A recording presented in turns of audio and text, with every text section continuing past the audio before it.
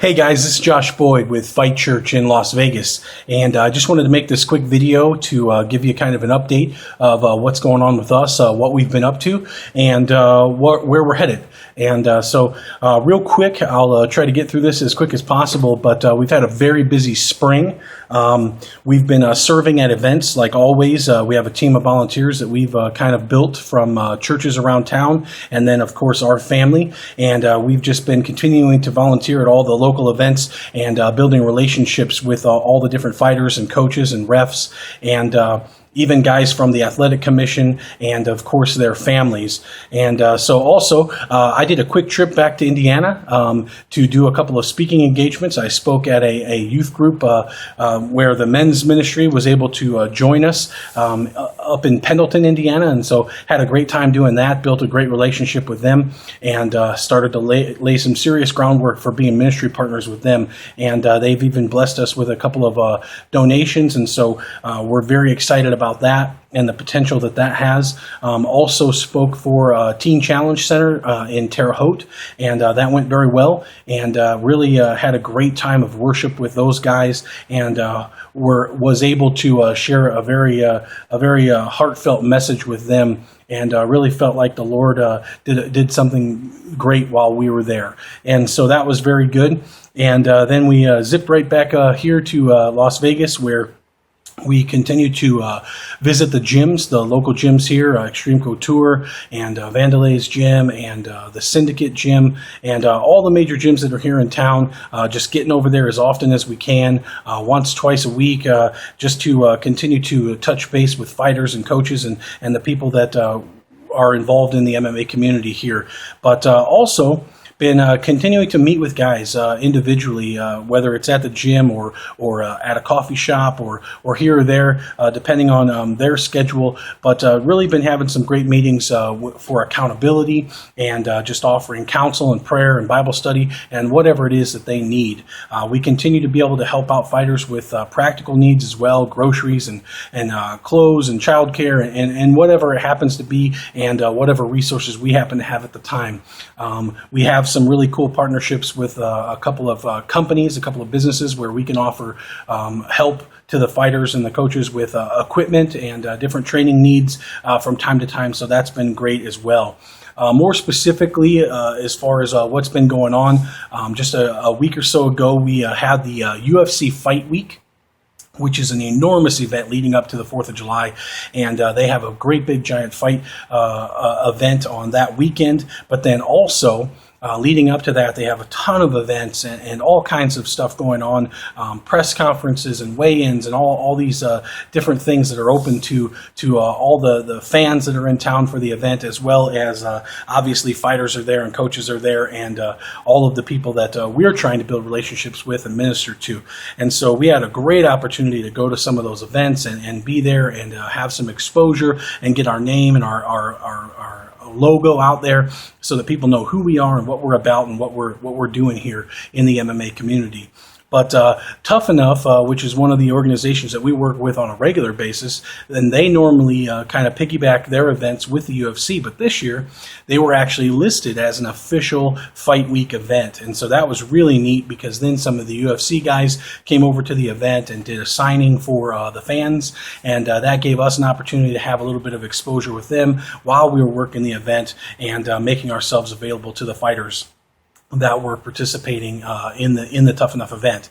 But next year, they've already signed on. They're going to be able to do the same thing. The tuff-n-uff will be a part of the official UFC Fight Week, so that's really exciting for them, and it's exciting for us because it lends itself to our needs as well. And so that was really exciting. Also, Grappler's Quest is always a part of the UFC Fight Expo and the Fight Week. And so that was really cool, because for the first time ever, we were able to partner up with them, and we worked their event, and we helped out with the registration and the weigh-ins. And my sons, Joel and Josiah, they actually volunteered their time, and in addition to helping me out with the Fan Expo, they actually helped out with Grappler's Quest, handing out promotional materials and helping them kind of get some exposure and advertise some events that they have coming up. And as a result, they got to participate in the event for free. free. And so it was really cool. That was their first grappling tournament. They both did no-gi jiu-jitsu, and Joel got to participate, and there was only one other little guy in his division, but he was able to compete, and he brought home the silver medal. And then Josiah, he had a full bracket and had to fight 4 times, but he won all 4 of his matches and brought home the gold. And so for their very first grappling tournament, we were very proud of them. Their teams at Sydney Silva was very proud of them, and now they have a little bit of a fire inside their belly, and they're ready to continue to do some training and do better next time. But that's kind of what's been going on with us. One additional thing is that at the facility where we have our office, where we kind of operate out of, the War Worldwide Dog Boxer Athletic Center, we have UFC Hall of Famer Ken Shamrock kind of using the private facility there full time now, preparing for whatever he has going on. And he's been doing some press and doing some things with some TV there at the gym.